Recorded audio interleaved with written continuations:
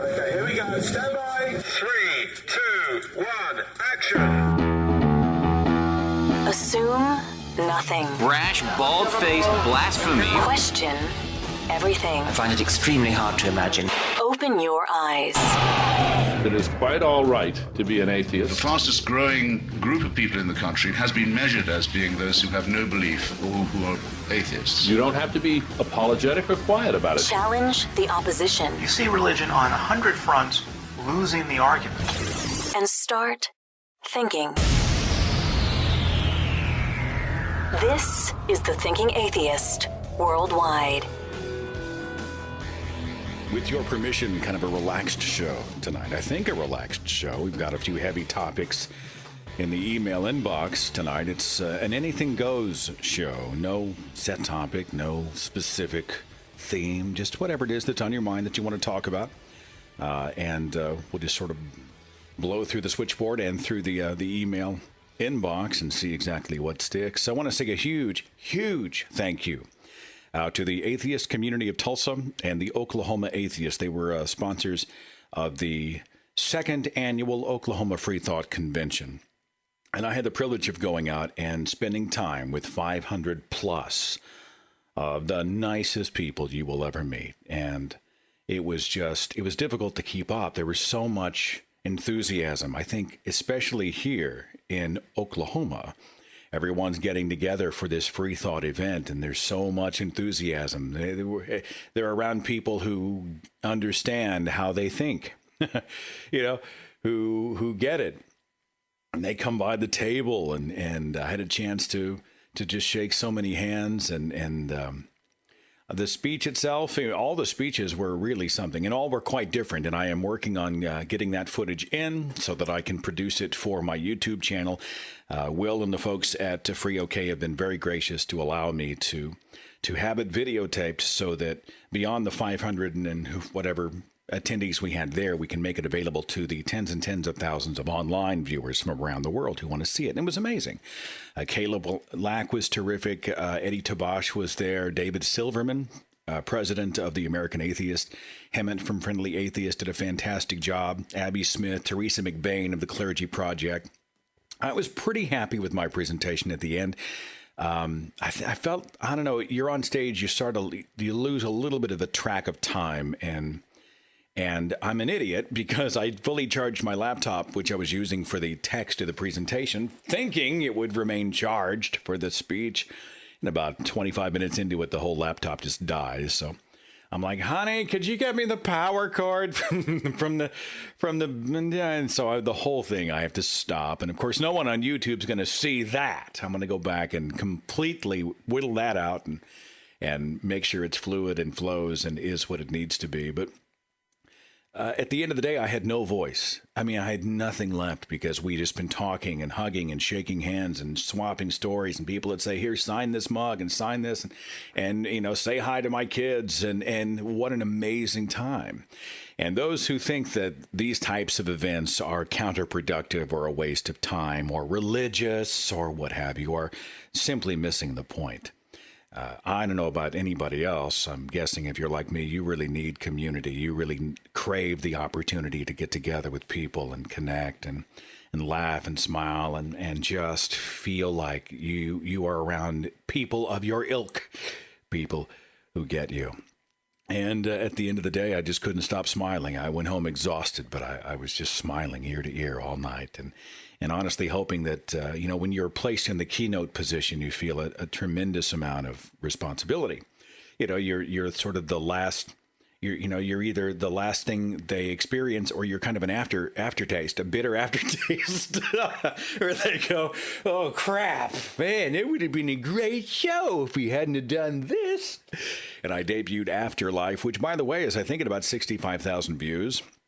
And I'll take 65,000. I mean, it's a little bit of a hard thing sometimes when you put as much time and energy and money as I do into a video like Afterlife.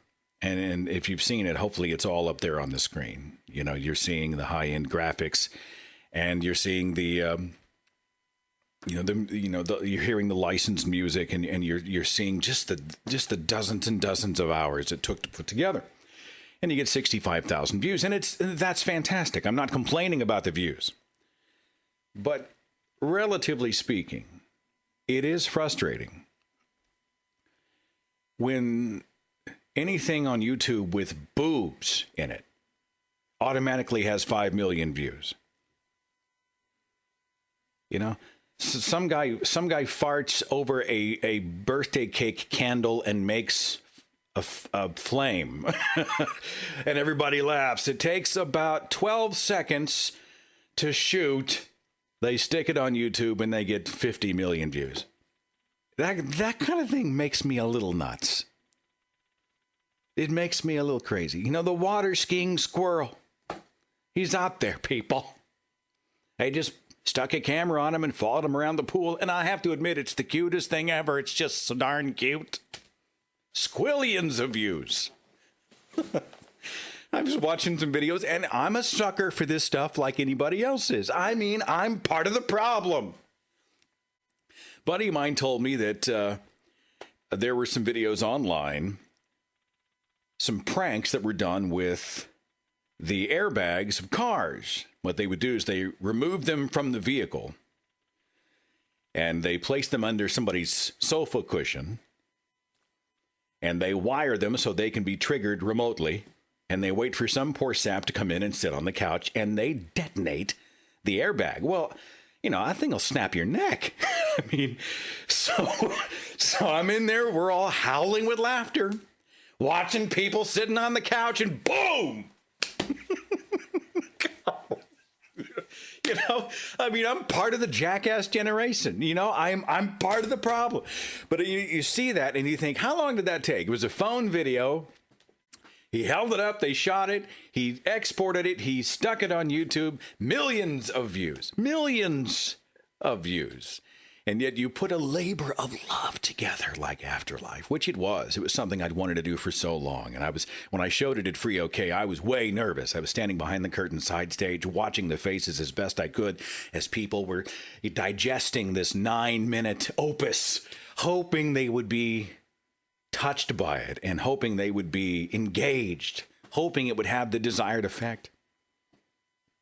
65, I'll take 65,000. But if I had had boobs, people, kittens, babies, pranks, stuff like where the guy takes the extension cord and he wires it up to the aluminum doorknob. You know what I'm saying? That horrible stuff that people love to watch. We'd be in the stratosphere, people. We'd just be everywhere. Of course, people always try to talk me off the ledge after I say something like that. It's about quality, Seth. It is not about quantity. You don't want to appeal to the frothing, unwashed masses. No, I'd rather have a few viewers of higher intellect than a horde of the lowest common denominator. Yes. Mm-hmm. I don't know. Part of me's thinking, I just want the click. Just click it. Just watch. It's almost like showing off your baby, right? It's like, please tell me he's pretty. That's exactly what it's like. Another weird phenomenon's been going on lately. I've been having the most jacked up dreams lately. Just weird stuff. I posted a few of them for laughs on my personal Facebook page. And after the second one, I thought, I better stop because people will probably start to wonder if I've got, if my cheese is sliding off its cracker. You know what I'm saying? It's the stuff where you wake up and you go, what is that about? Now, I'm not one of those people who believes that dreams mean anything. There are some people that say, this has a meaning in my life. A message is coming through for me.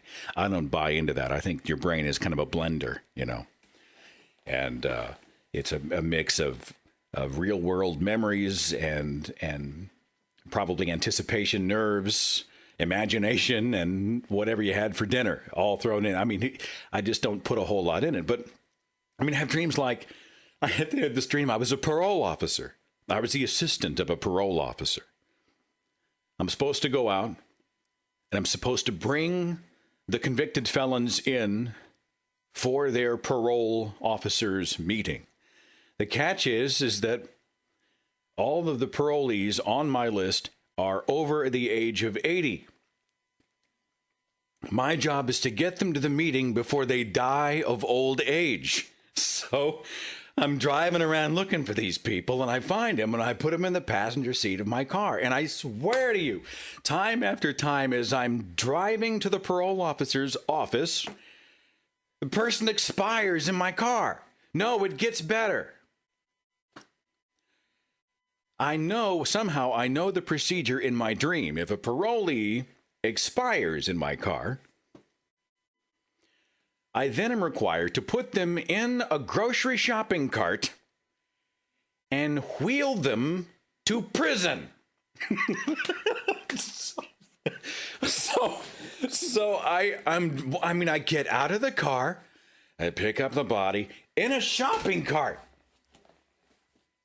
and I roll them down there. And it's got the one wheel that's always just kind of cattywampus out there, so it's not even rolling right.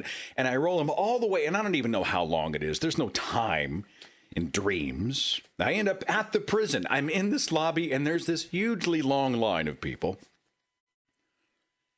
All have shopping carts filled with dead felons over the age of 80.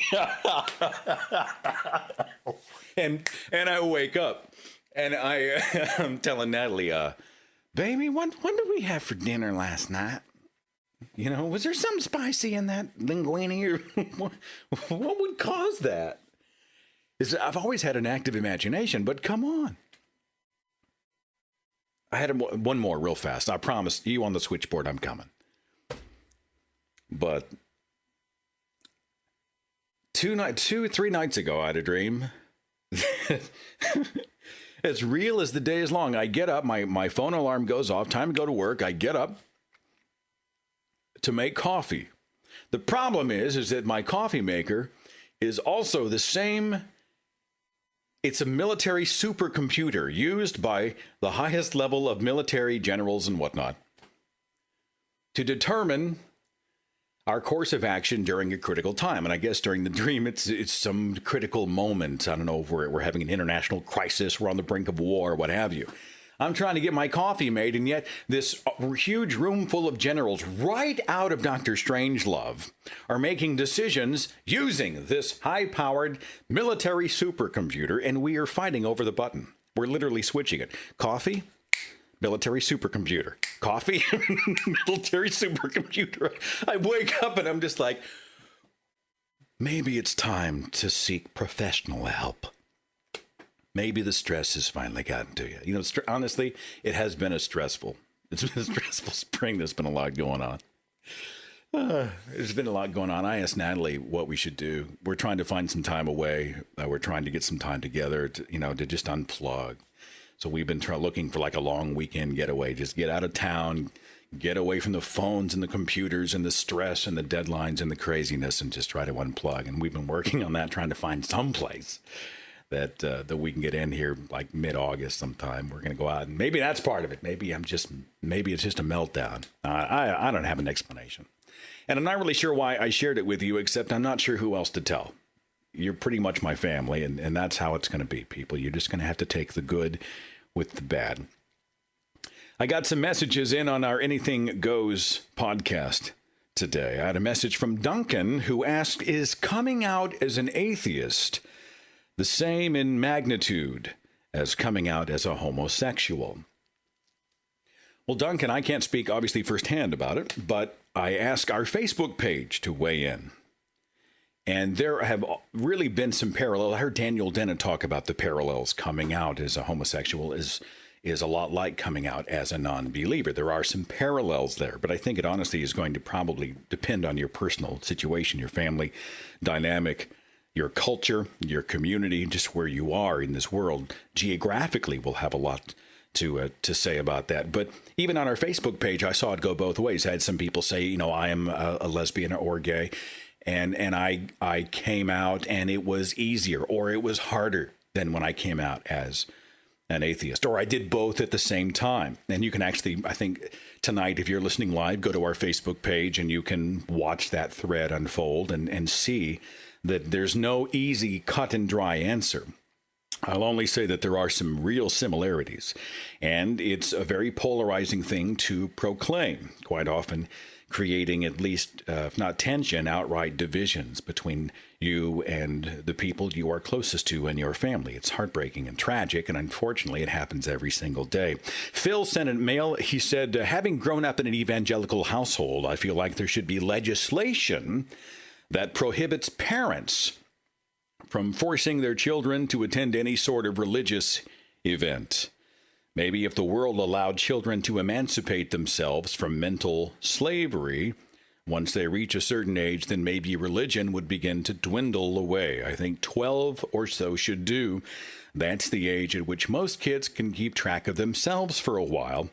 I don't know. It seems pretty legit to me. What are your thoughts? Phil, do I think that there should be legislation that says parents can't force their kids to go to church? I'm not sure I want the government telling parents within reason what they can and cannot do. I'm really not the best to speak about it. I mean, I came from that environment. I went to school to church from my earliest memory. But I think, would it be a greater evil for some big brother type to come in and begin to dictate what it is that I as a child should or should not be doing, essentially usurping a parent's role and becoming a de facto parent itself? That really bothers me. There's no easy answer. There's no cut and dry solution, as is often the case in these types of situations. There's not one quick and easy fix. But even though I totally disagree with the brainwashing and indoctrination of children, I don't know that I want a governmental entity, coming in. I don't know. That's a great question for some of our callers today as well. I'd like to hear them sound off as well. Let's start with our calls. Area code 801. You're on the Thinking Atheist radio podcast. Who is this? Hello, Seth. This is Michael. Michael, glad you called. What's going on? I'm a 13-year-old atheist in the worst state to be an atheist, Utah. And a while back you had a caller who talked about how she used to be a Mormon. She wanted to get married, but she found out that she basically meant nothing. I think that was the Atheist Wedding podcast. Yes. And I'm not sure if you've heard about the rituals that they do there, like during the wedding. No, I'm not well versed in what happens at the wedding ceremony itself. I mean, she said, if I recall, she said something to the effect of the women get a secret name, and the husbands have one as well, and apparently that is their ticket to heaven, and he is promised future wives in paradise. But as far as the actual ceremony, I don't know. Are you well versed in this? Yeah. I know a lot about it because I know a ton of other atheists that went through it. They have this weird thing. I don't know how to describe it. They go, well, it might be only if you get married in their temple, but you go into the basement, you get separated from your wife or husband or whatever, and they just you have to get completely naked, and then there's people down there in showers, and they have soap bars of oil and stuff, and they coach you in it. It doesn't make sense, and it's extremely strange.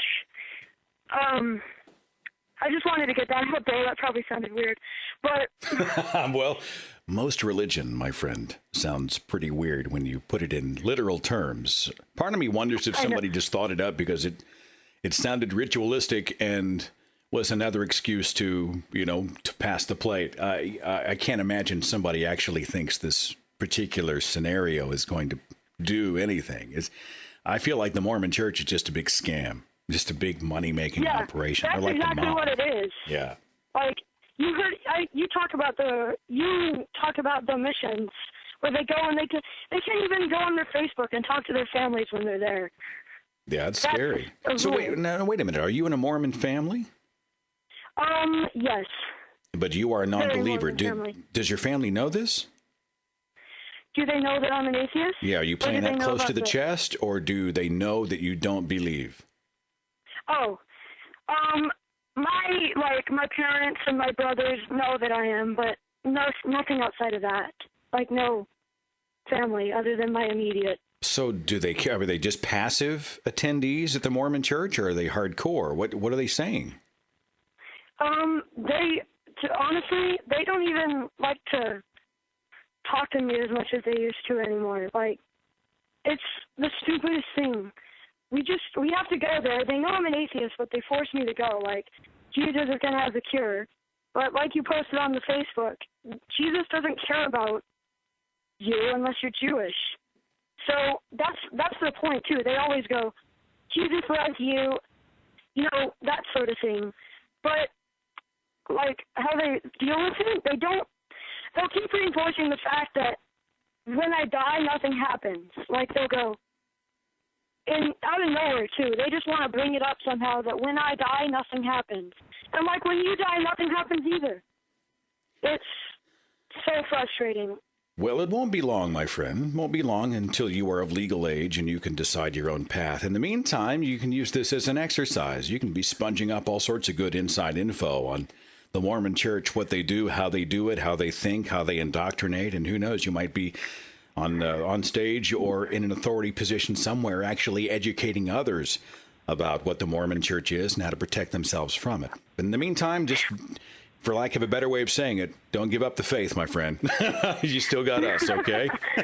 Thanks, guys. Thanks so much for all you do. You're honestly as good as Dawkins. Whatever. But you're sweet. Thanks for that very much. You take care of yourself, okay? Okay, you too. All right. A lot of email, too, from young people who are in religious homes, and they feel a little bit trapped. And again, I'm in that same spot. I am not comfortable with, to a degree, I'm not comfortable with jumping in and subverting the authority of a parent. At the same time, I think, hey, I can put the ideas out there. You and I can have the discussions, make them as loud as possible so that anyone within earshot can hear them, including young people. And hopefully that will help rattle the cage a little bit until they are at the age where they can make their own decisions. But it's a difficult line for me to walk. Sometimes I'm not exactly sure. Yeah, I mean, if you saw a child being physically abused, you'd call social services. You'd call the cops. You'd do something. You'd pound on the door and grab the kid and go, "You're coming with me." But whenever it's something like you're watching parents teaching their children the Joseph Smith story and bringing them to church, which is culturally, almost always here in the United States anyway, thought of as a positive, constructive thing, you measure yourself and you say, well, I mean, where does the line of abuse draw? I believe it's child abuse to a degree, yes, but there is parents. Where's the line? Very difficult decision for me. I've got a 000 on the switchboard. You're on the Thinking Atheist podcast. Who's this? Hello, Seth. Who's this? How you doing? Am I audible? You are on the air, and I can hear you well. What's up?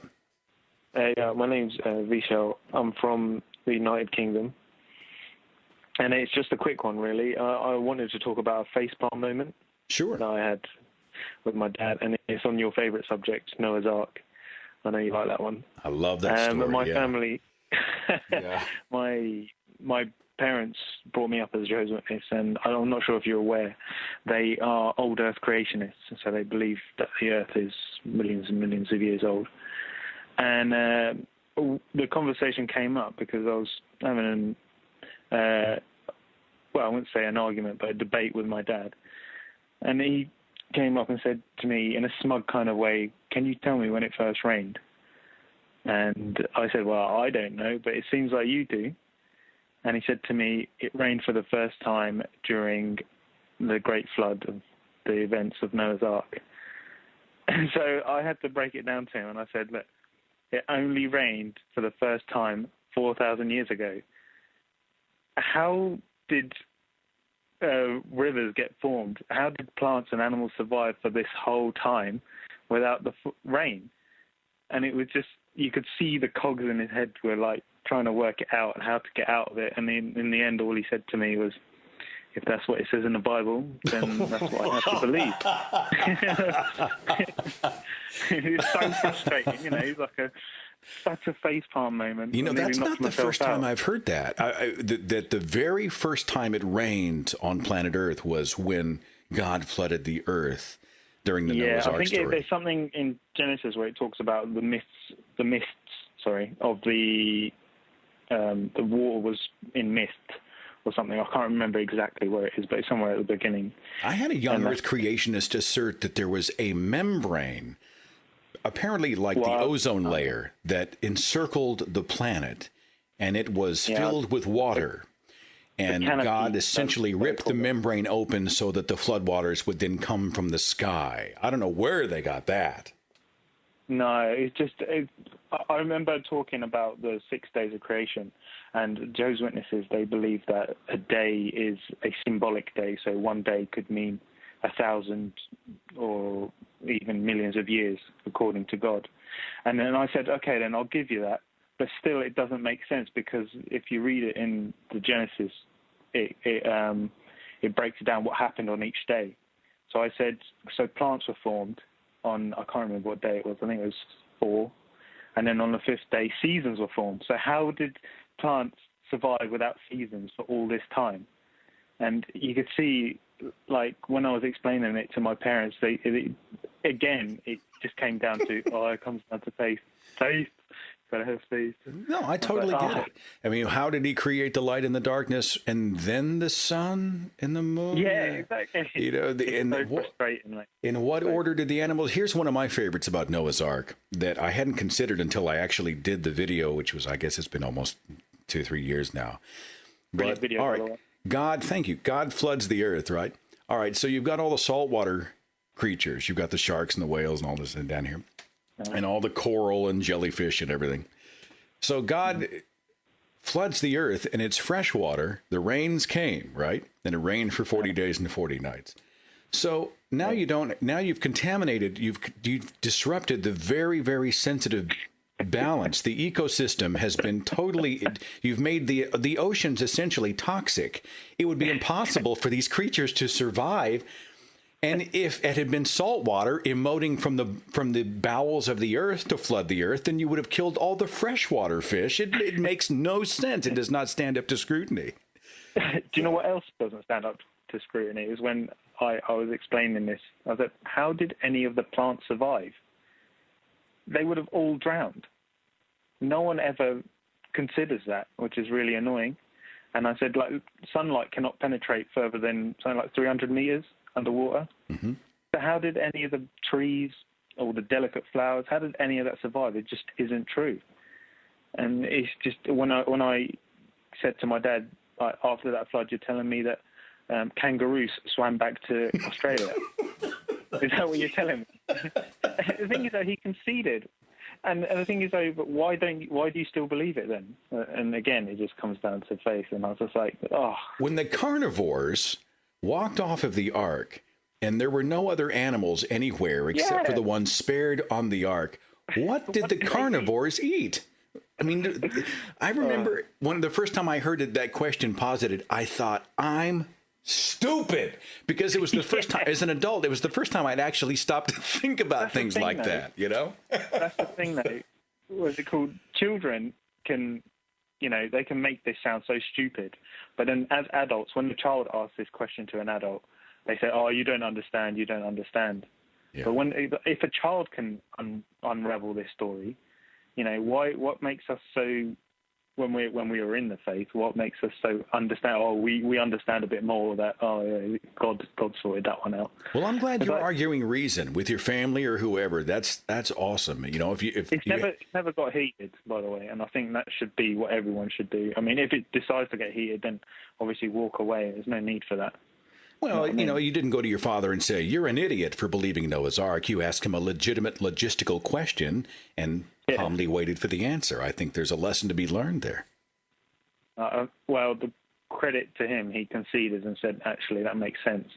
But I'm sorry, there's more things in there which I have to believe. And I was like, well, fair enough. But next time the story of Noah's Ark comes out, don't tell me it's true, because it's not. Okay. Well, that's well said. Thanks for the call. I appreciate it very much. Cheers, mate. And just want to say, well done and keep up the good work. Oh, by the way, just before I go, if you want more people watching your video, just put boobs in the tagline. All right, fella? All right, that's good advice. Thanks, man. I appreciate it. All right. I'm going to write that down here. Put boobs in the tagline. Got it. Man's a marketing genius. People love them. Isn't that a Tim Minchin song? How's it go? Isn't it called I Love Boobs? He sang it at the Reason rally. The Noah's Ark story was one of the ones that finally started to really push me into questioning with some verve my former faith. It was articulated so well in the book called Farewell to God by the late Charles Templeton, who was an evangelist who ultimately rejected his faith. You know, you might say he was sort of a predecessor to the Clergy Project. And he, like Dan Barker, came out full force and said, look, I did the math. It doesn't work. And he had at least one chapter, if not more, just on Noah's Ark. Now, if you operate from the position that God is responsible for the Bible, the divinely inspired and perfect Word of God, his message to us, his children, with heaven and hell in the balance, and you realize that one story is impossible. I mean, you don't get to say God did it. You look at it and you say, it's not only impossible, it's impractical. It wouldn't even be the right way to do it.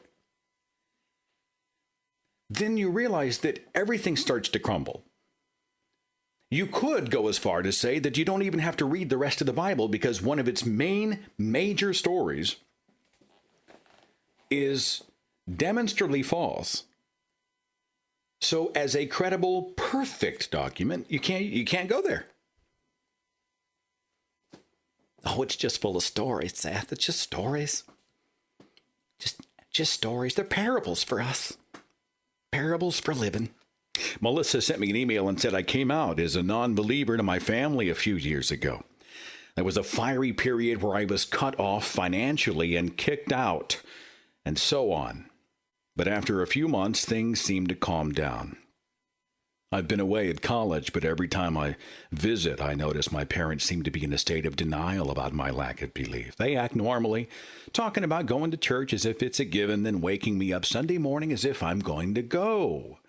When I refuse, they act like, well, I'll just drive myself or be late, and when I don't show up, they don't say much. They just do the same thing the next time there's church or a church event or anything like that. They talk matter-of-factly about removing atheist bumper stickers from my car again, as if it's something already decided and only a matter of time.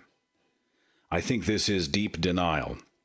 Is this a common problem you've noticed among believers who have someone close to them who disagrees with their beliefs, and how do I go about getting them to snap out of their pod people mode and deal? Melissa.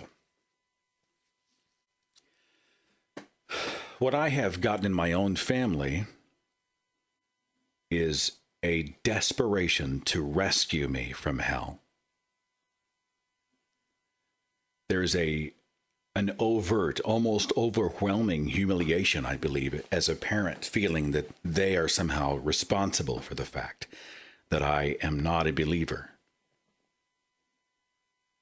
If only I had done more, if only we had attended church more, if only I had done a better job of teaching you about Christ, if only I had done a better job of demonstrating to you the love of Jesus. It's a very real thing that parents project onto themselves. And if you think about it, when they're dealing with adult children, it's highly conceited. They project onto themselves. They take responsibility for the actions and decisions and worldviews of another adult. Essentially saying that, they've got the controls. They're the ones who ultimately are responsible. They have just taken your own decision-making process, your own reason, your own curiosity, and your own legitimate quest for answers away from you and projected it onto themselves. Sometimes it's almost a victim thing. Oh, I just love you. Jesus loves you so much. If only. How could you do this? How could you do this after all we've done for you? And you have to stop them and say, look, this is not about you. I love you. I'm so appreciative of the sacrifices you've made and the commitment you made and the love you showed to all of us. I know that you would take a bullet for your children. I am absolutely convinced of this. My decision to reject superstition has nothing to do with any of that. It just doesn't. It's apples and oranges. I am looking for the truth. I am adding up the evidence. I am making my position known. And while I respect your ability and your desire to be believers, you must give me the same respect, or at least boundaries. If I'm a 20-year-old and they're out taking stickers off my car, now you said they didn't do it, but they were talking about it. Boundaries. You are an adult. I've had letters from people whose parents threatened to pull their college education funds. Like second, third year in college. Hugely expensive education.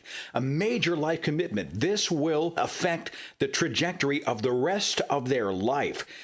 Whether or not they graduate, what type of job they get, where they live, who they'll meet, what their kids will be like. Everything spins off of that. And their parents commit this huge act of emotional blackmail and financial blackmail by saying, if you say anything about your atheism publicly, you are cut off. We will pay for none of your schooling, period. I read those letters. I couldn't believe it. And then I could believe it. That's the worst part. I don't think my family will change. I've had to draw a harder line in the sand. I know some people have had to draw a harder line. Some people have cut themselves off completely. That's not my hope for you. If they are going to be who they are, you just continue to be who you are. And you know, if they start to get into your circle, you know, if it's the kind of deal where you had kids and they were starting to go behind your back to influence them, or if they were a negative influence in relationships or career, or, you know, if they're in your circle, if they are in your wheelhouse, you're going to have to draw a line. But I don't think you can harp on them too much for being humans, they're just indoctrinated parents, scared to death for their kid. They don't know how to process it. You're a pet project. They must fix you. I don't think logic does a whole lot of good either. I just don't. I think you have to use logic when you're debating them and having those arguments, but I haven't had any luck. You know, it's not like you walk into a group of believers and you say, well, I'm an atheist. And everybody around you says, well, that's amazing, Seth. Here, have a seat. Tell us what new information you have so that we can improve our own argument. Nobody does that. The walls go up. The fear sets in. Curiosity's been killed a long time ago. It's dead or dormant in them. They started with the answer. They're afraid of hell. They're afraid of change. They're afraid of personal and professional consequences. Be yourself. Let them be themselves. And hopefully everyone will observe boundaries. 309, you're on the Thinking Atheist Radio podcast. Thanks for waiting. Who's this? Hey, Seth, this is Kevin. Kevin, thanks for waiting. What's going on? Oh, something I've been thinking about for about the last week or so, and I actually touched on it a little bit here in the chat room before the show, was the idea of taxing churches. I know this is something that David Silverman is big on, and I've seen him in a lot of talks that he's given, you know, say he thinks we should tax churches. But I'm of the firm opinion that it's a bad idea, because what are they going to start demanding from the government once the government starts demanding their money? Yeah, I've heard this argument before. It's a difficult one. Silverman's take on it, and I'm leaning his direction, is that they're already involved in our political systems. They're already on our political platforms. They already infiltrate our Congress. I mean, you got Rick Perry down in Texas, who's doing prayer rallies and talking about God in his political commercials, and you have churches who are creating these documents which lay out the positions of what they call moral positions on all these different things per candidate. And they say they're just being objective and educating, but essentially they're informing their congregation who is pro-life, who is pro-God, who's a Christian, who goes to church every Sunday, who's anti-abortion, all that stuff. Mm-hmm. No, please go ahead. Go ahead. That's I've heard that kind of stuff, and it just makes me think that is taking the stand. Well, since they're already encroaching onto our government, well then let's just start encroaching on their religion. Should, instead of taking a step towards the middle on something as serious as separation of church and state, shouldn't we just be taking a step back and putting our hands up, saying, "Hey, this is not where we're going to compromise. You stay out of government, and we're going to stay out of church." I like that a whole lot better than. I think this is not a place where we need to find the common ground where you guys come here a little bit and we'll go there a little bit and try to meet in the middle, because then you just start getting into too much. Well, now the church wants funding for their missions trips, and they want funding for their Christian summer camps and things like that. I don't know that you could look at someone like mega church pastor Joel Osteen or, any of these Pat Robertson types who are actually on television and say that they're sort of de facto lobbyists. They are out influencing political opinion and endorsing candidates. I don't know if Osteen has, but Robertson's he's been all over the place. I have a very difficult time with the fact that they live in a cocoon of financial insulation and are not required to pay taxes because they are religious. That, for me, it's a problem. But I think you're right. If we could draw a harder line in the sand and say, look, you aren't going to distribute pamphlets about politics, and you aren't going to endorse candidates, and you aren't going to do this, and you're not going to, and candidates can't talk about, I don't need to know too much about, most of our political candidates probably go to church somewhere, whether they mean it or not. I'm a little more interested in, do they have a good head on their shoulders? Do they have a good reputation? Do they have experience in problem solving? Are they successful in whatever endeavors they have been involved with? Are they respected by their communities? There's so many other things. And honestly, if they can keep religion in their pocket, knock yourself out. Having a pastor for a dad, the church never got taxed. Obviously, my dad had to pay his income taxes on his salary. And, I'm totally for, hey, if you're the president of some Christian organization or a nonprofit Christian network, you need to pay your own personal income taxes. I don't know. It's just one of those things where I just kind of find myself stepping away from the David Silverman atheist crowd of the, where I agree with him on a lot of what he says, you're afraid once we allow that 800-pound gorilla officially out of the cage, it'll wreak much more damage than even it's doing now, and it will start to make demands of the government that it's making tax payments to. I understand that completely. Right. But I was just kind of curious on what you had, what your views were on that, and I never really heard you go on about it. I'm not anti-church. It's weird. If somebody wants to go and have church, fine.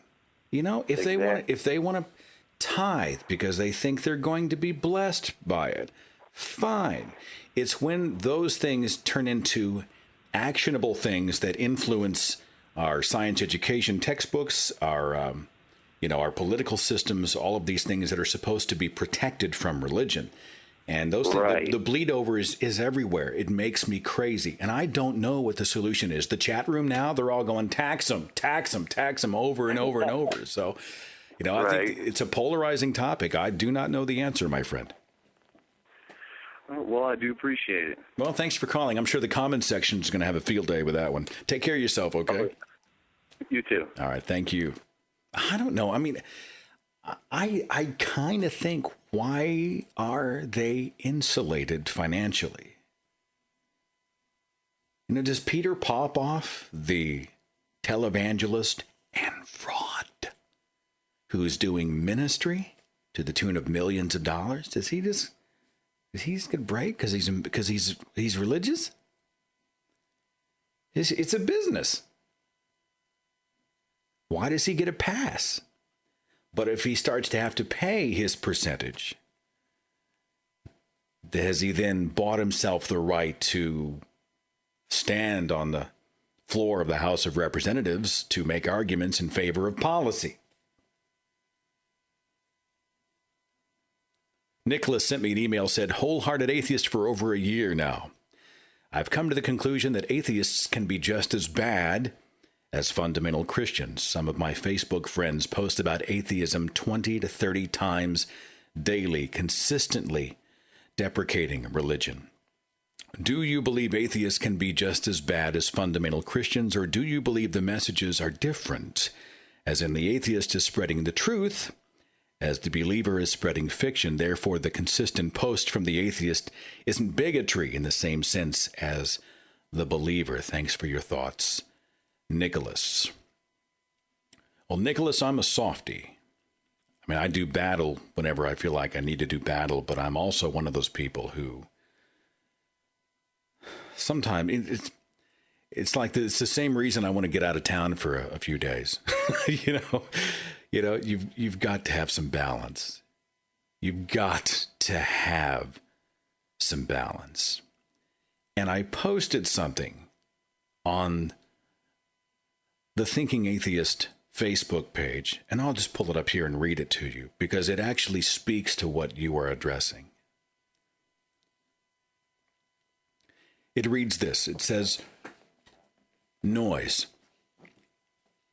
Sometimes I look at my personal Facebook page, browsing the rampant, incessant, high-volume assertions, accusations, stories, blogs, links, videos, statistics, messages, agendas, and graphics, and the din is deafening.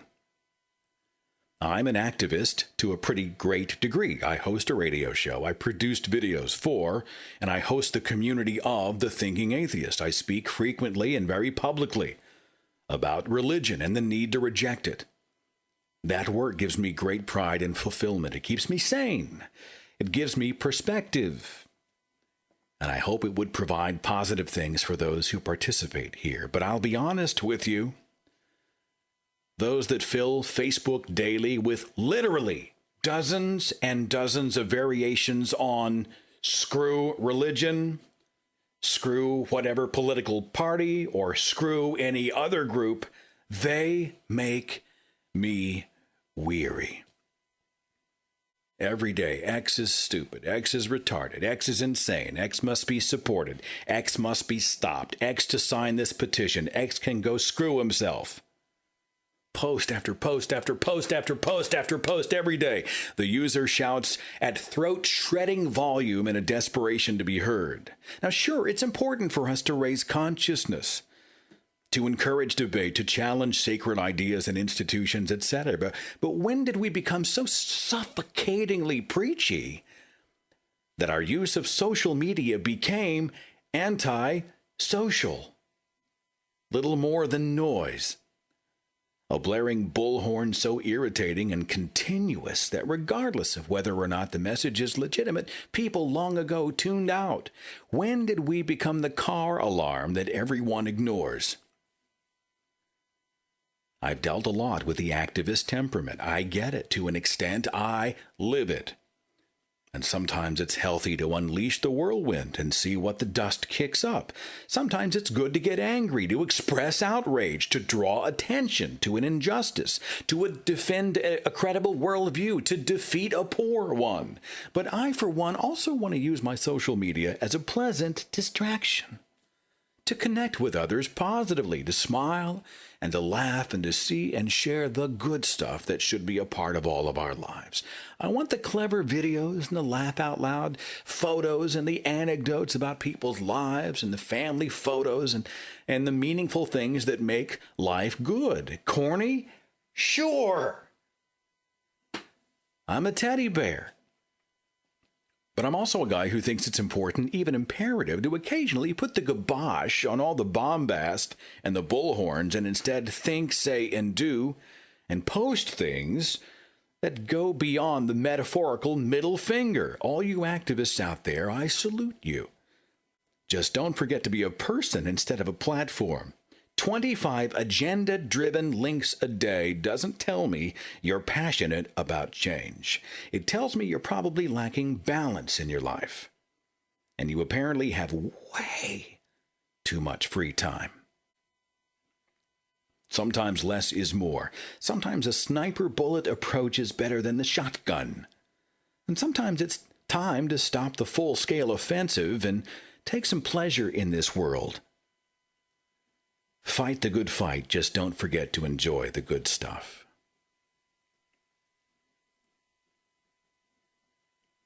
Sometimes I get weary. I mean, post after post after post after post after post.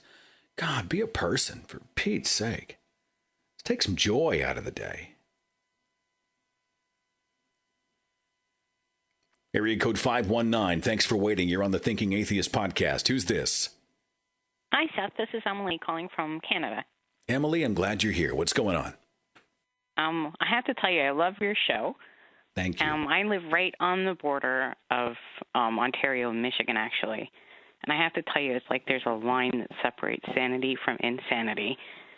I'd never... Oh, wait. Did you just say that everyone in Michigan is insane? Because we're going to get some pushback on that. Okay. I have some fantastic friends that live in Michigan, but those are the only people in my life that don't know about my lack of religious beliefs. Okay. And I never really thought that these young Earth creationists really existed until I became friends with them over in the States. But they're there, that's for sure. So I have to say, I can't really imagine how difficult it is for all of you living in the States having to deal with that on a daily basis, because I don't really. My family are all atheists, and my friends are mostly atheists as well. You guys don't have the young Earth creationist phenomenon in Canada? I'm sure there's some, but I've never met them. Because they grow like weeds around here. I know, and it's so crazy, the stuff that they say. Please don't judge the entire country on the... Oh, no, I don't. Okay. As I said, I have a lot of very good friends who are American. And you're good people. It's just kind of funny that I've never met anybody like that in Canada. Were you always a non-believer? I am a proud third-generation atheist, actually. So tell me about that. I mean, did your parents tell you there is no God, or did they just say, look, your mom and I don't believe, but we are going to teach you how to think for yourself? What tack did they take with you? That's basically what they did. They took my sister and I to Sunday school on Sunday when we were little, because I think they wanted Sunday mornings to themselves. That's awesome. Yeah, time to get ready for church, kids. Bye. And then they'd come home and do their own thing. But no, it was never really forced upon us. And when I was 5, I asked to be christened. I was still going through my Santa is real phase too, so God was kind of believable as well. But so my grandfather was an atheist, and my family were all atheists, and most of my friends are too. But that's what I wanted to call and say was that I married a Catholic. And he decided he wanted to get divorced when my son was 8 months old, ironically. And my son's going to Catholic school. And so he went through this phase where he was asking me a lot of questions about God and religion. And I went out and I bought him, a whole bunch of books about Norse mythology and Roman mythology. And he had my old children's Bible, and we read all of the mythology together. And, I explained to him that people believed all of these stories just as much as, the people at his school believe that their God is true.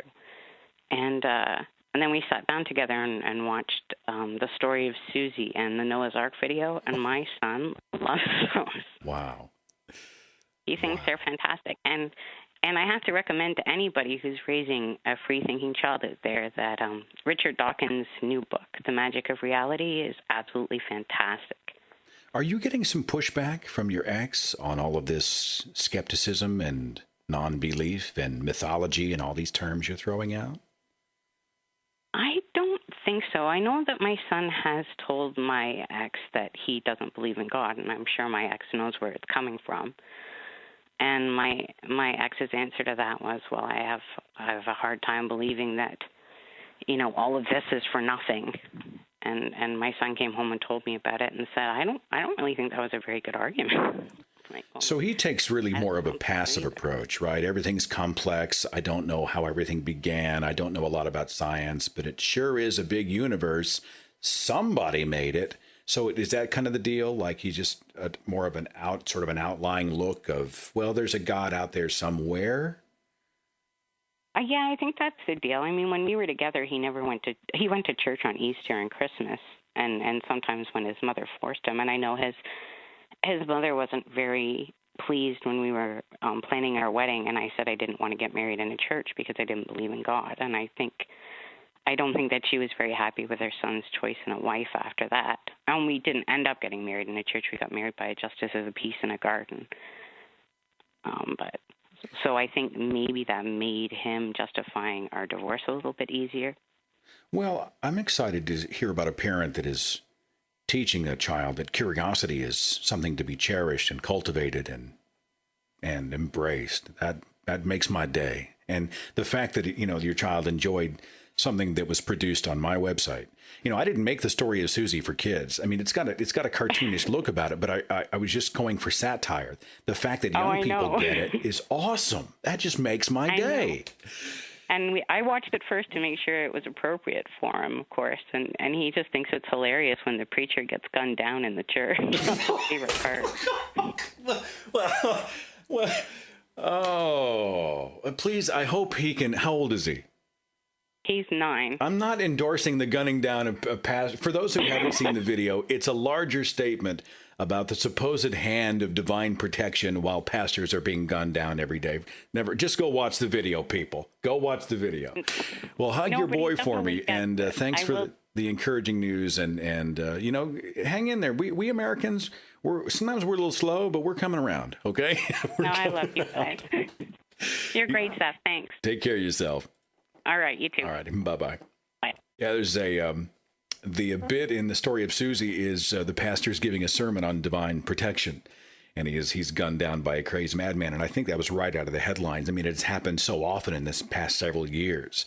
I think we did I did another a reference to it in a video, a couple references to different pastor shootings in the video Divine Protection.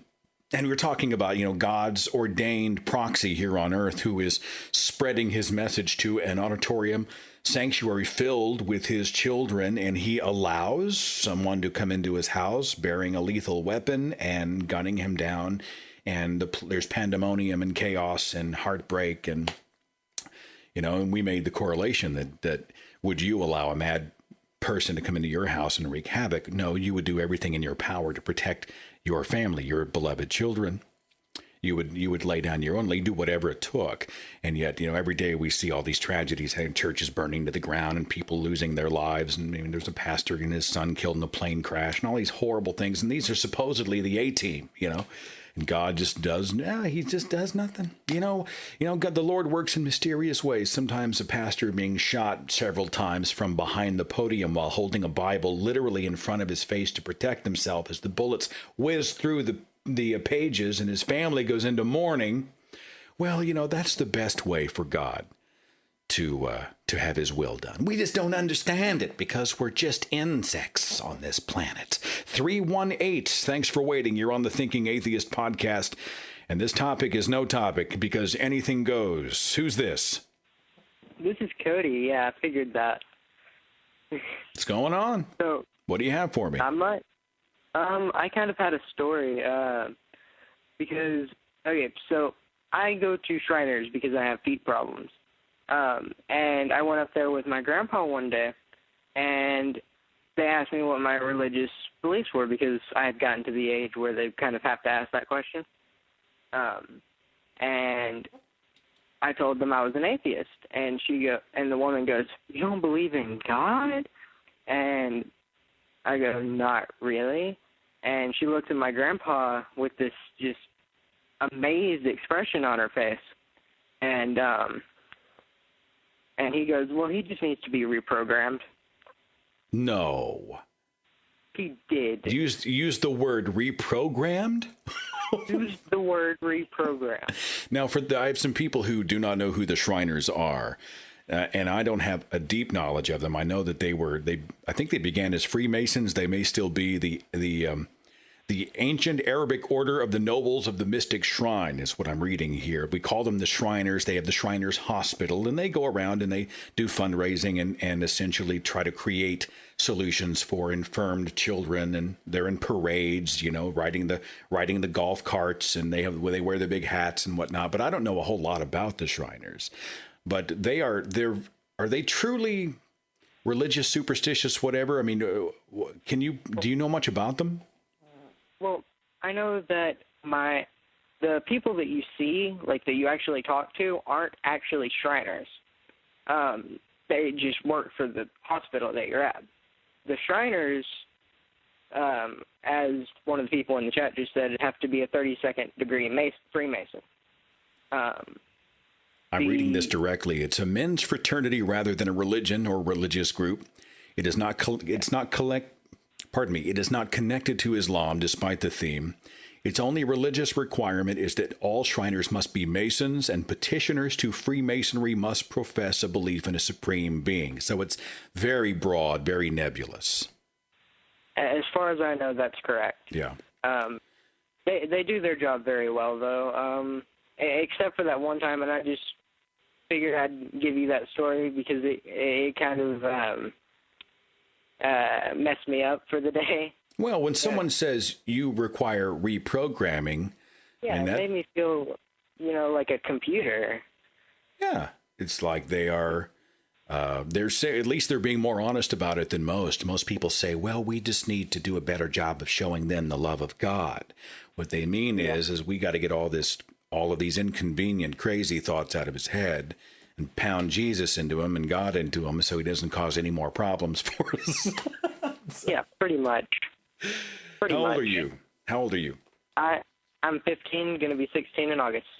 All these young people just stirring the pot for free thinking and for curiosity and reason and science. That is awesome. Anything else for me? Anything else you want to talk about? Well, I want to say I've been an open atheist for about 3 years.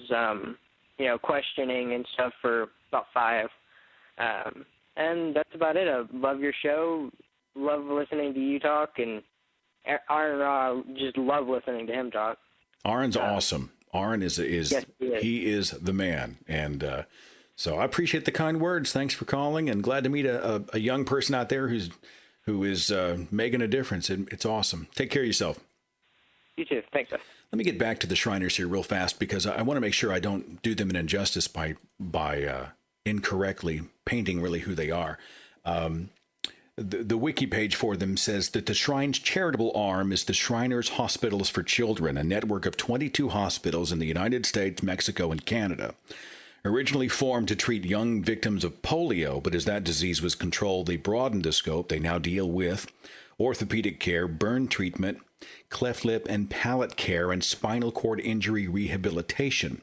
All treatment offered at Shriners Hospitals for Children is offered without any financial obligation to patients and their families, and there's no requirement for religion, race, or relationship to a Shriner. Patients must be under the age of 18 and treatable. So they go out and have all these fundraising campaigns, and they're part of parades to raise money to offer essentially cost-free care for these needy kids. And I think, I must be honest, I think that is admirable.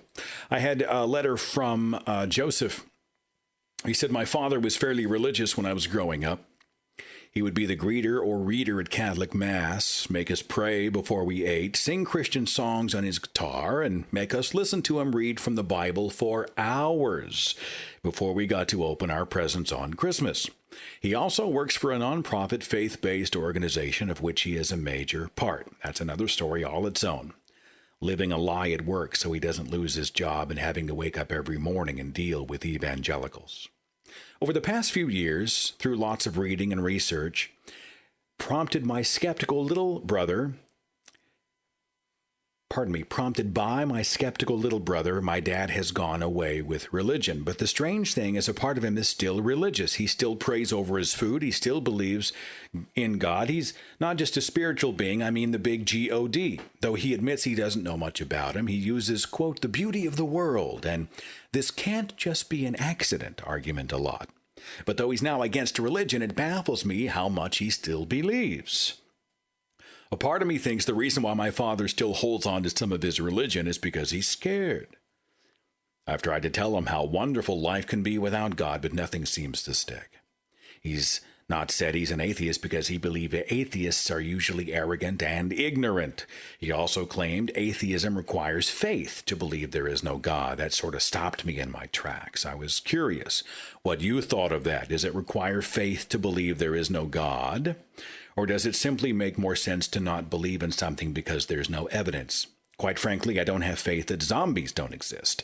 This is just some food for thought. Thank you for reading it. It means a lot, Joseph. Joseph, thanks for that. I actually addressed the "it takes more faith to be an atheist" in my free OK2 speech, which we'll post in a couple of weeks, I hope, on the YouTube page. But I think that's backward thinking. And it's honestly a way to marginalize people who do not believe in God. It takes more faith to think all of this just happened by accident. Normally they throw the word accident in. Well, I never said that was an accident. I mean, so there is a cause and effect reason that the universe is the way it is. Something happened 13.7 billion years ago that set that singularity in motion, and the universe, there's a reason it happened. Evolution, it's not an accident. It didn't just happen. That's a total misnomer. It's totally wrong. There's a cause and effect reason that some traits survive and some are passed on and some are not. There's a reason that the eye evolved. There's a reason. It speaks to environment, it speaks to genetics, it speaks to so many complex things, but the idea that it all just happened by accident. It all just happened by accident. It's random. Well, no, not really. That's just an intellectually dishonest way of saying it. Or the fact that it just happened overnight. I hear that one a lot. Well, no. The Earth's been around 4.7 billion years? That's not overnight. It's a monument. It's an amount of time you and I can't really comprehend. Tremendous amount of time.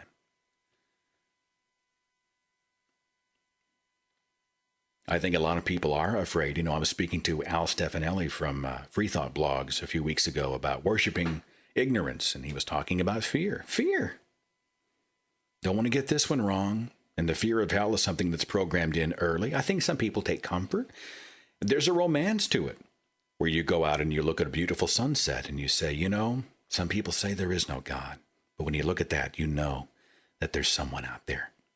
It's reassuring to feel like in this crazy, chaotic world that something, someone, somewhere has the entire planet in his hands and will one day fix it. So I think there's a coping mechanism at play. There's a tremendous number of reasons people hold on to and they often will give up a specific faith in stages. They'll go from, yes, I'm a Christian and I believe that the Bible is absolutely true, to, well, the Bible is just metaphor. Some of it's true, some of it's not. Well, you can't trust the Bible, but I do believe in God. Well, one God is the same as all gods too. Well, there's something out there somewhere. It's like taking a gradual step back. But most of the people I have met who get to that final step have a very, very, very, very difficult time going all the way. Having a difficult time just drawing that line and saying, I don't believe. I just don't buy it. They grasp onto that final thread. Well, I really don't know. I can't rebut your arguments. I can't refute what you said. I mean, your facts look sound, but I mean, I just can't believe there's not something out there. And they're satisfied with that. They don't want to go any deeper. They're not hungry to go deeper, and that's it. And for many people, that fear of hell takes years to get over. It took me a few years before I stopped really thinking about it. I mean, honestly, first time I said I was an atheist, I really thought, this is it. I blow this one, and I will experience the most unimaginable torment, and there will be no end to it forever. The stakes could not be higher. I am rejecting. I'm rejecting outright the idea that I should be saved. And if I was to get this one wrong, there would be no turning back ever, ever. It would be the worst it would be something that no one could possibly comprehend. And it took me years before I finally got to the point where it just didn't affect me. But I think most people can get there. I don't know if that helps you or not. I certainly hope it does. I've got a Skype call that just says... Last year was the first year of the Imagine No Religion conference. Is that right? Okay. 111, you're on the Thinking Atheist podcast. Who's this? Hello? Hey, who's this? This is Stuart. Stuart, thanks for waiting on me. What's going on? Not much. You kept talking about how you keep getting young atheists on the show. Well, here's another young atheist. I'm 17. I love it. Atheist teenagers, Yep. They're everywhere. So, where are you calling from? Where are you at? I'm currently living in Scotland right now. You can't tell because of my weird accent. What time is it in Scotland? It's currently 1:10. Wow. Well, thanks for staying up for us tonight. What's going on? Well, it's fine. It's the summer holidays. Yeah. It's been good. I've actually got a very interesting case because most of the time I've actually heard some atheists. I haven't watched all of your shows, but from what I've heard, most atheists were like were raised in very religious households, and then they eventually lost their faith and they went to atheism. I was a much more interesting case. I started out as an atheist because my parents weren't very religious. I think they are Christians, but they're just kind of much more armchair Christians. They just kind of, sit back, relax, and they don't really care that much about it. But when I was about 14, I actually started thinking about these questions, and I became a Christian for a bit. But looking back, I wasn't truly a Christian because I haven't ever read an actual passage from the Bible. No, actually, you'd fit in pretty well with most of the Christians I know. You guys would get along great because it's ignorance of the scriptures is rampant. What is the predominant religion in Scotland? What? I think like 70% of the British population are Christians. But the interesting thing about it is that I think less than 10% of people in the UK actually go to church, which gives you an idea of British mentality. Sure, we'll believe in God, but we don't want it to affect our lifestyle in any way, shape, or form. So no one really lives any kind of religion. It's more of a verbal, oh, yeah, I believe in God. Yeah, which is kind of, in a sense, sort of funny because, you've got, because America is meant to be a very secular country, and, you've got all these, and there is a lot of religious nut jobs out there, whereas in the UK, there's quite, we've got the monarchy, which is Anglican, and, from what I've seen, all the Christians who live by me are actually quite pleasant, and they're kind of much more tolerant of other people for being atheists. Well, we need to work on the tolerance thing here in the States. It is, and I think there's a real fear of non-believers here, at least in my part of the United States. People around here, if I was to wear a shirt that said atheist on it, and I was to go stand on the street corner, I give myself about 90 seconds before somebody throws a beer can from a high velocity vehicle right in my head. People, they don't just, it's not just, wow, that's weird, but people either disconnect or they just lash out. And But, young people like yourself are making the difference. I mean, imagine how they're going to change the culture. These people are going to be having families and going into the workplaces and instigating change and making the argument and running for political office. And I think the next few decades is going to be just amazing. I'm just really excited to see what happens. Yeah, that's also pretty amazing. But I remember ages ago you were talking about, like, how, should we enforce, like, a sort of big brother sort of style of government, where, like, you can't let your children go to church. And obviously I don't think that, where, I wouldn't necessarily call it child abuse if you're taking your child to church. I mean, I obviously wouldn't do that because I'm an atheist. But even if I was, even when I was a Christian, I wouldn't do that. I wouldn't bring my children to church because I didn't do it either. Yeah. But there are, I imagine maybe in America there probably would be like those types of fundamentalists out there who would go, like, if they knew you were an atheist and your wife was an atheist and your child was an atheist, and they would probably actually, call up, the hotlines just to get your child out of there, out of like a dangerous environment. It's very possible. Well, and we have the opposite here, where they'll take children and they'll drag them through something we call hell houses, which are these haunted houses designed to scare them with supposedly real depictions of a fiery eternal hell. And then at the end, they have people ready to pray with them and indoctrinate them. And that's abuse. But do I think the government should forbid parents from bringing their children? I mean, should legislation exist where they are forbidden to do so? I don't think that's the solution. I don't know if there is a solution, but I think that right now the best I've got is for those of us who are fighting the fight for reason to make as loud a noise as we can next door to those hell houses, or be out there next to the counselor, so when they come out, while they're throwing the hell word at them and opening the Bible, we're over there with signs going, hey, this is a bunch of crap. Yeah, absolutely. Like, obviously, debunking the Noah's Ark. The best response I've ever heard to the Noah's Ark story came from the genius that is Carl Pilkington. Are you familiar with the comedian Ricky Gervais? Yes. Well, Carl Pilkington is Ricky Gervais's best friend, and Ricky was explaining to Carl, that these animals are on this boat for over 5 weeks. Some of these animals are carnivores. They need to eat other animals in order to survive. It's like, how could they survive over 5 weeks in a boat with, like, no food? And Carl came up with the epic, yeah, but in a tight situation, you've all got to pull together. That is...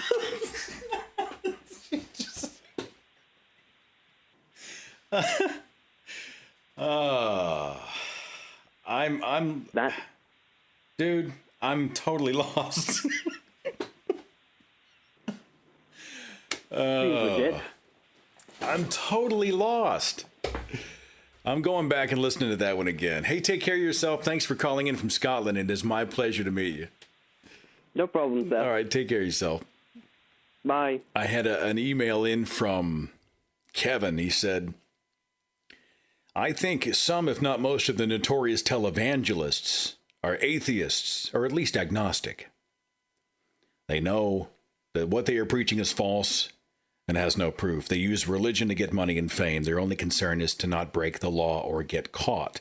I don't know if my theory has merit, but I've always wanted to know if these people really believe any of the stuff they preach. Peter Popoff and Benny Hinn are two of those whose minds I wish I could read. Kevin, I honestly have no idea what's going on in the mind of these people. My suspicion is that a great many of the most prominent and the most prosperous are total fakes. You see them on there running around. You see the theater of it. It's rock star treatment everywhere they go. I mean, you look at everyday pastors in everyday churches, and, it ain't a glamour gig. These people are up all day and all night. Their phones are always going off. They're always giving. They're doing the hospital visits, and they're listening to everybody's concerns and problems, and they're putting out fires in the church and dealing with the politics and the board of deacons and what's going on here. And I mean, trust me, everyday pastors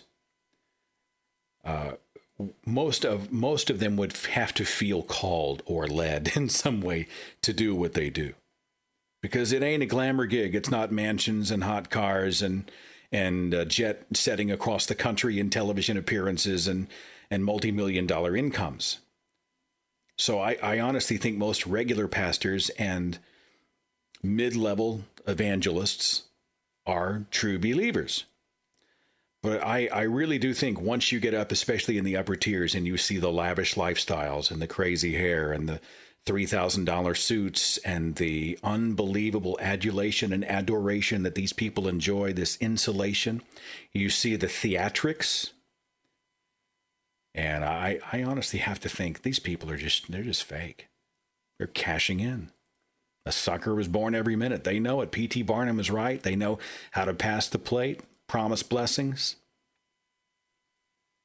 Derren Brown, the illusionist from the UK, who is brilliant. I wish so much he had a show in the States. I don't really know why he doesn't have a show here, except that he seems to like to come to the U.S. and assume characters and not be known. I think he enjoys a measure of anonymity here in the U.S. That's one of my theories. I really don't know. Well, how can a show as good as his not be on? I mean, we got shows about everything in this freaking country. They got storage wars. We got a 30-minute show about people buying unclaimed storage units on television. We got ghost hunting shows hosted by idiot rednecks. You know, we got toddlers and tiaras, whole shows about people who truss up their 4-year-olds in crowns and dresses and stage makeup for beauty pageants. Derren Brown's not on here? Part of me thinks it's got to be because either that or he just has a hugely restrictive contract. But I think he likes to, because many times he will come here and he will pose as someone else. He'll pose as this or pose as a preacher, pose as a psychic, whatever. And because no one knows him, he can get away with it. He can slip in the back door of the church and have a pastor call him up for a healing to expose him on camera, right? And because no one here knows who he is, he has that leeway, that latitude. He may enjoy that. That's my theory.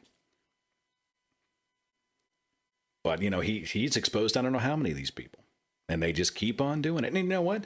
James Randi's right. People, they see one that's exposed as a fraud or a fake or a crook or what have you, or a liar, and just move on to the next one. They'll just find another evangelist that says all the things that tickle their ears and make them feel like everything's going to be all right. And here's my 10%. Here's my income. Take it. And these guys laugh all the way to the bank. Another email said, do you think religiously inspired art, like a religious cantata, religious poetry and whatnot, would decline in quality if religion did not provide the inspiration? Or do you think religion poisons art? I had heard Christopher Hitchens, I think, speak about this. People who were inspired for religious reasons to create amazing pieces of music or carvings or statues or paintings. You know, the Sistine Chapel, would that have happened without religion? And I honestly think inspiration comes in many, many, many forms. I don't know that we require. I mean, I think if religious characters as mythology inspired it, they can still inspire it. You don't have to believe it's real to be able to use it as a foundational premise for whatever art you're creating. Most of the people, I mean, the people who are creating music, who are writing songs, who are composing, who are sculpting, who are painting, who are being artistic in every way, may think they are drawing from a religious source. But the truth is they're just drawing on their own abilities and skills. Even if they're delusional, they're still drawing it from within. I don't think religion's required. 856, you're on the Thinking Atheist podcast. Who's this? Hello, Seth. Hi, who's this? Hi, this is Athena. Oh, it's getting close. I didn't know if I get a chance to speak with you. This is wonderful. You are on the air, Athena. Thank you very much. You have been so helpful, so pleasurable, and so inspiring to me the past few months. I can't even describe it. What exactly did I do? Because to me, I think I've just been smarting off and just through You're such a community and such a comfort and intelligence and humor you bring through your podcast. I was in the hospital for about 3 weeks in May, and you were pretty much all I listened to the whole day when I had the internet. Woman, are you doing okay? I mean, I'm fine. I have cystic fibrosis, so it happens. How you feeling today? You all right? I'm feeling good, thank you. I apologize if I cough a bit, though. No, you honestly, it's your show. You sound better than I do on the air. Give me what you got. Are you calling for a specific reason? Do you have an opinion or question? Or what do you think? Well, I like to say that I was a Christian since I was always brought up Protestant, but I wasn't really like fundamentalist until I was 13. I was 13, I started going to fundamentalist Baptist Christian school and got born again, and that's when all that started. And didn't start doubting till about 3 months ago, I say. And 2 days ago was the first day I officially called myself an atheist. I've been calling myself agnostic for months. When I called, my mom found out why. Hang on, Athena. Okay. Sorry. How did it feel? You said atheist and what? Were you scared? Were you liberated? I was both a little surprised and happy. Happy that I'm finally saying it out loud. It's like a big step. People don't realize how big a step saying that word is, do they? I know. All right, I totally interrupted you. Forgive me. I'm that's sorry. Okay. It was hard on my mom. I came out to her in the hospital. I didn't say atheist, I said agnostic, but still, being fundamentalist Christian, that's still a big deal. Yeah. And she completely lost it. But since we were in the hospital, she stays with me, even though I'm 20. It's just her thing. What does that mean? That means if you were at home, she would have walked out? Or, I mean, was it that intense? She probably just would have freaked out a lot more. She didn't want anyone to hear, and she didn't want to keep giving me the silent treatment for weeks. But and then by the time we came home, it had been 2 weeks or something, so she dropped it a bit, and we try not to bring it up. But I'm glad I told her there in a way. At first I thought it'd be a bad idea, but I'm kind of glad because she couldn't get too mad. But one thing that made it awkward was we've been going to that hospital for years, and of course I was always Christian. And one thing we always noticed was that a lot of respiratory therapists, who I see 4 times a day for about 2 to 3 weeks when I'm there, tended to be Christians. So we would always strike up conversations with them, and she would kind of become friends with them and all that. And now that I'm not believing, she didn't know it yet, and it was really awkward. When he would say, "Oh, we remember you. Your name's James, right? You're a Christian?" And I say, "Yeah." Like, "Oh, so are we." And I'm just looking like, not anymore. And they would say, "Oh, I'm praying for you." I'm like, "Thank you." But I didn't want to really engage in the way I would before because I'd feel like I'm lying. So if this person is being an instigator of therapy for you, yeah, right, a physical solution, a human-based solution, what is he praying for? Does he ever say? I'm not really sure. When I think back on it, it really doesn't make a lot of sense. Part of the reason I don't believe now, but I guess we always thought that, I don't really know. Yeah. I guess we thought that God helped put strength and knowledge and determination into the medical professionals, or helped you to give strength to keep fighting. I don't really know. Athena, I have a doctor that I had a doctor that was a believer and would pray for me at the end of, I'd go in for my yearly checkup, or I'd have a sinus infection or whatnot. And he'd walk in with those, "Oh, let me get you some samples. Here, we've got this. This is going to knock out the infection, and this is going to reduce the swelling, and this, here, take some Mucinex. It's going to clear out your lungs, and drink a bunch of water, and try to get some rest. And hey, do you mind if I pray for you real fast?" And I remember I was being polite.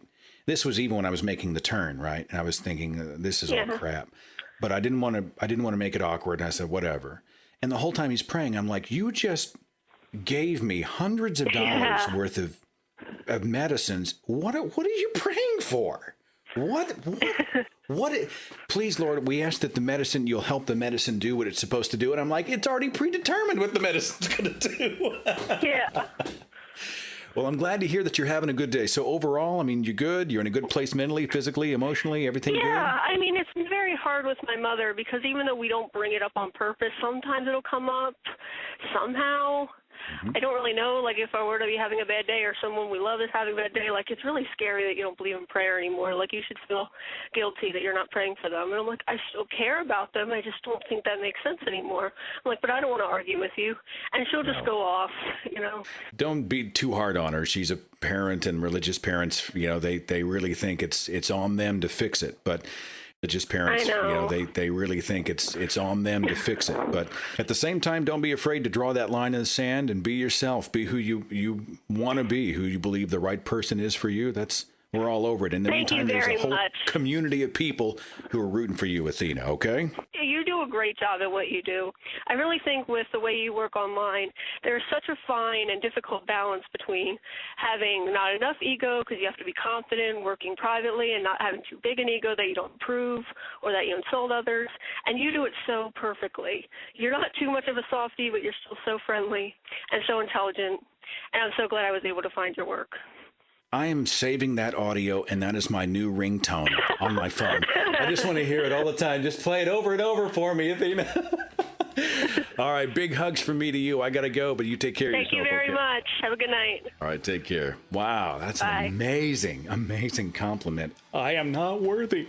Thanks, everybody, for being a part of the show. We have a lot going on in the coming weeks. You can check the podcast schedule on our Blog Talk Radio page, or I'll have everything posted on Facebook. Have a wonderful week. We'll see you next time on the Thinking Atheist Radio Podcast. Follow The Thinking Atheist on Facebook and Twitter. Watch dozens of original videos on the Thinking Atheist YouTube channel. And visit our website for resources, links, contact information, the editor's blog, and more. thethinkingatheist.com.